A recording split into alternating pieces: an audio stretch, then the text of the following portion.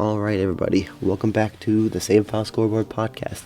I'm your host, Gyro Gaming, here with my co-host, Adam the Atomizer.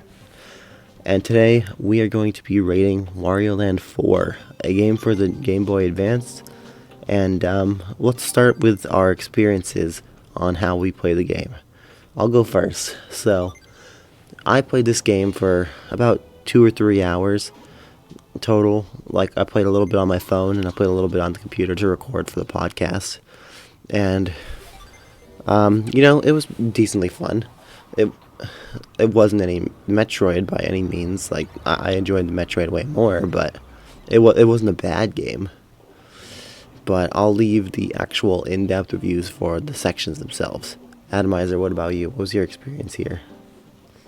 I had a fun time playing the game. Like, I remember back when I was a kid, I didn't play this game much, but I remember seeing you play Wario Land Shake It. So I kind of compared it to that while I was going at this game. But I still had a great time. Like I thought it was a pretty fun game. But like you said, I'll leave the in-depth to the sections. Yeah, I definitely... My only point of reference is Wario Land Shake It, which was for the Nintendo Wii. I'm not sure how good of a reference point that is, to be completely honest, but, I mean, it's the only other Wario game I've played. And with that being said, let's go straight into the gameplay section. So, for gameplay, I played through I think you do start with a level, and like at the tutorial level, and then you go off into the pyramid, and you play through 4 levels, which unlock a boss fight. I beat those 4 levels, and I unlocked a boss fight, and then I did like 1 extra level. So, I played enough to, I feel I get a feel for the whole game. And in terms of gameplay, like mechanics and stuff, it's actually not that bad. It was actually pretty decent. I appreciate the fact that they have unique move sets for Wario, as opposed to like it's not Mario's move set, it's not Samus's move set, it's not Kirby's move set. Wario has his own unique set of actions. So I did appreciate that. Like he had like charge attacks, he run charges. He like downward smashes. He can throw rocks for some reason. It seems a bit odd compared to the rest of his moveset, but it makes for some interesting puzzles. But with all that being said, I give gameplay a 17 out of 25. 17. I gotcha. Alright. For gameplay for me, I hope you don't mind if I gas the game up a little bit, which is fitting given who the main character is. So, I enjoyed the way the game felt. Like, from the moment the game opens, like, I could tell that this is going to be different, like, with the cutscene and everything. Like, they did a good job making this one stand out. Like, it's fast-paced and chaotic, like a Wario game should behave. Like, even down to little transformations. Like, and like you said, like, his moveset is uniquely him. It's not... Like, the game screams, like, hey, this is not a Mario game, you pick Wario! So, given all that, this gameplay section is going to get a 22 out of 25 from me. Oh wow, that's a nice big score. Alright, so you want to take it away for originality? Alright, so, for this segment of the game, like, after what happened with Metroid not having enough research, I did some research on some of the other Wario Land games that came before this one, and I can conclude that 4 is actually unique in comparison. Like, this is the first game of the series that introduced the time rush segment, air quotes, at the end of the levels. Like, this also applies to the health bar and the boss fights, which really require a certain amount of strategy. Like, while Wario Land 2 and 3 felt more like Mario Land games, because I think that's what they were labeled as, Mario Land 2, Wario Land, stuff like that. But like Wario Land 4 was a Wario game compared to the other 2 Wario games. Like basically Wario Land 4 pioneered the structure of modern Wario Land games, which is why, for originality, I gave this game a perfect score of 25 out of 25. Yeah, that's pretty fair. I also, like you had told me about the thing for Wario being like different on Wario Land 4, which definitely affected my score because it was a bit lower before you told me that. So I agree. Like with the way it pioneered, it definitely has to go up in terms of originality. I definitely enjoyed like the boss fight aspect. It was definitely interesting. Like one thing I didn't really enjoy it per se, but like it was original was that you play mini games to earn coins, and then those coins that you earn from the mini games you spend in an item shop. Oh yeah, the mini games. Those were So they kind of just go right before the boss fight, like like at least in the section that I was at. Like you play all four of them, all four of the things to unlock the door for the boss fight, and then there's the mini games, and then right when you go into the door for the boss fight, there's an item shop, so you can like buy items to help you against the boss battle. I only played enough to earn 2 coins, and then I bought a cannon because I kind of I just wanted to know what it did. And the cannon that I bought like took out like a big chunk of the boss's health bar, like maybe a, yeah. a They third or don't really something. tell you what the items do. Yeah, that is one complaint I'll have on that aspect is they didn't tell you what it did. So I just kind of had to buy it and see what happened. And it was interesting that it just like chipped away like a good third or half of his health. And but yeah, so I thought that was also pretty unique about it. Like the mini games have a purpose, although it's not like a big purpose. It still has enough of a purpose that I guess you could play it if you are struggling with a boss fight. And so, with all that being said, I gave originality a 20 out of 25. That's not a shabby score at all, actually. Yeah, it's okay. And let's go for overall feel. No, overall feel. I kind of just based it off of like, does this feel unique and like does it feel like a Wario? And I feel like it does. It does give those Wario vibes just based off of the thing. There's it's not like super unique in its design, at least from what I saw, because all of this happens within a pyramid. So you can't really get too crazy with like the overall feel. But there were some interesting levels. Like there was a level where it was like a factory, and there were these like big squishy things. Like they would like pound you into the ground and squish you. But then you also use that mechanic. Oh, that's one thing I forgot to mention in gameplay. Each enemy, or not each enemy, but almost every enemy, when they hit you, give you a different power in conjunction with the level to try to help you do it. Like you get hit by an arrow that inflates you like a balloon and you float upwards. You get squished by those like piston things, and then you get tiny, and then you have to like it makes you float. That was Oh also wow. an interesting thing about it. I don't know why I forgot to mention that, but I guess I'll mention it here. An overall feel, but yeah, I mean, there were some unique levels, like different designs and stuff, but it's kind of hard to go crazy while you're inside of a temple, like a pyramid. So I gave overall feel a 16 out of 25. 16 out of 25. Okay. So, for overall feel for me, like I didn't write down a lot, but I'm gonna try to go into it a little bit. Like the controls just feel, oh, for lack of better words, they feel right. Like everything does what it feels like it's supposed to. Like the game feels like Wario. Like he does all the Wario stuff he needs to do.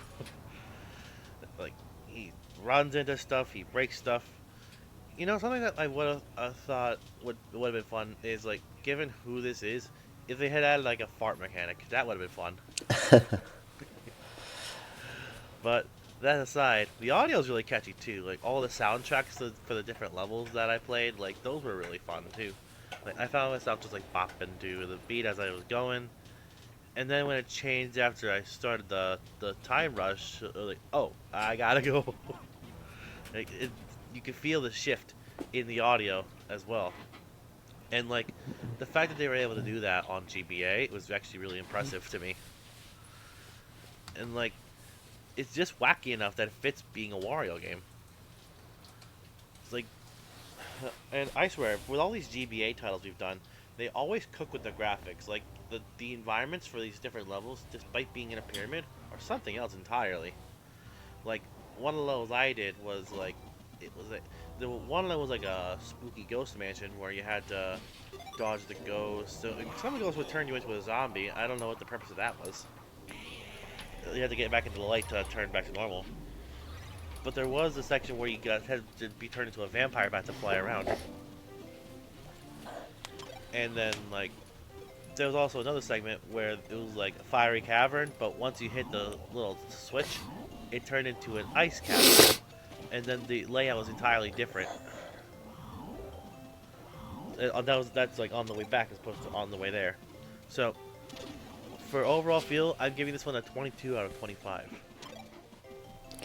Nice. Alright, you also want to take away on replayability? Alrighty. So, replayability. I can see myself coming back to this one. Like, maybe not after I complete it, but like, I think the game is fun enough to warrant exploring each level multiple times without getting bored. Because like, it's not as big of a treasure hunting, air quotes, game as Shake It was, but like, you're still hunting for different things in the level to progress. So like, you have to explore every different path and every different way of getting around to collect all this stuff. And so like, I can see myself doing this multiple times without getting bored. But if I do have another game in my library that I want to play, sadly Wario may not be my first pick, which is why this is the lowest scoring score in my category, a 17 out of 25. Yeah, I honestly feel the same way. Like, although this is a good game, and like compared to some of the games we've played, it's definitely up there. Like, it's not a bad game.